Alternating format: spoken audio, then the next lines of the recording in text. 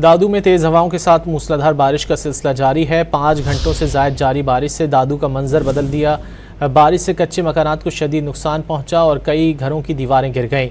नशेबी इलाके ज़ेर आब आने से शहरियों को शदीद मुश्किलात का सामना है। बाज़ारों और सड़कों पर पानी जमा होने से ट्रैफिक निज़ाम मफलूज हो गया।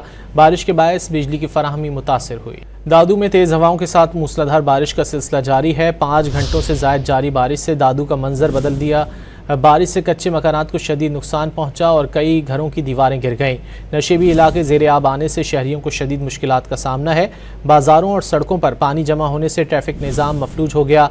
बारिश के बायस बिजली की फराहमी मुतासिर हुई। दादू में तेज़ हवाओं के साथ मूसलाधार बारिश का सिलसिला जारी है। 5 घंटों से ज़ायद जारी बारिश से दादू का मंजर बदल दिया। बारिश से कच्चे मकानात को शदीद नुकसान पहुंचा और कई घरों की दीवारें गिर गईं।